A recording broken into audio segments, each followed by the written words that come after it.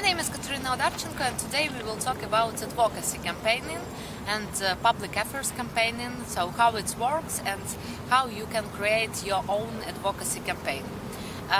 You must understand that the first type of representing your interest it's lobbying, but lobbying it's a term which represent interests of business mostly. So lobbying and government relations sector, it's for example when you have Milk Producers Association and when you want to push to Parliament some new rules of taxation, and you work with business from one side and with government from other side. When you work in advocacy campaign, you have on one side NGO interest or interest of one group with some issues, and on other side you have your government in wide understanding of government. So it can be local government or local council, it can be all country government and so on and so forth. So firstly, you must understand your issue.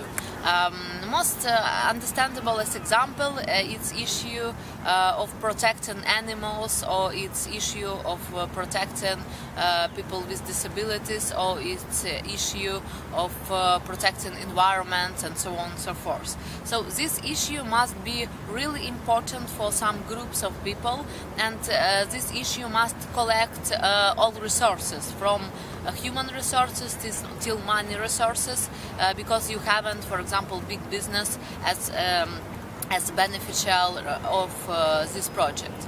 So, for example, if you have some issue which connect with global warming or environmental campaign, you must communicate this issue. So you must write strategy and tactics of your campaign. So it's the same like in all project of political management or of election management. You must understand what you communicate and how you communicate your issue. Of course, you also must understand for what resources you will communicate this issue.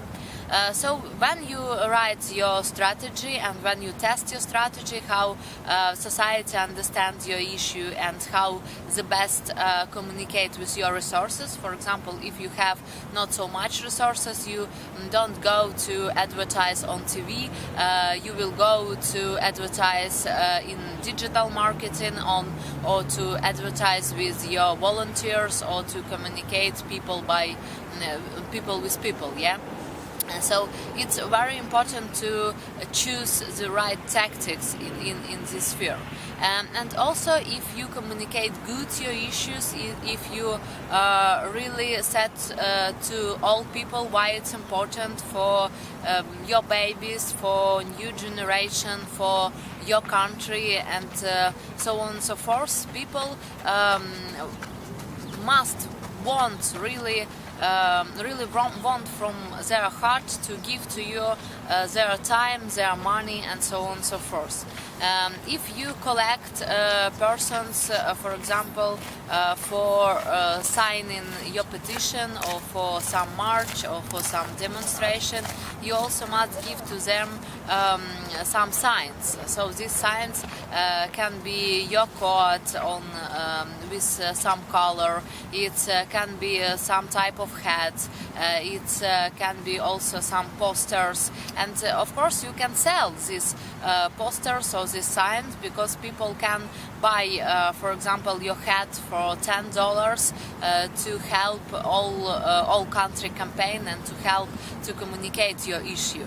And of course, if you do, for example, campaigning in streets and demonstration, you must prepare this campaign professionally, and you must prepare it for 2-3 months to do good event really, and to communicate with media, to show your issues also in media, to give interest point and interest event for media.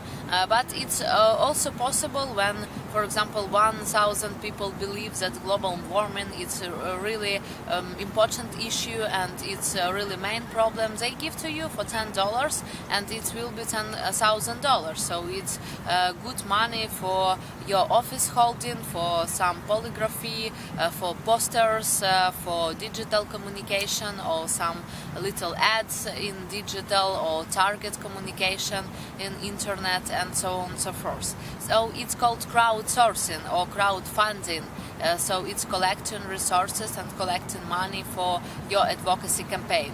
And of course you must work with good lawyers. For example, if you write law or bills and you advocate this law or bills in your government, so it must be a really good document and really professional understanding and professional communication with your government about your issues.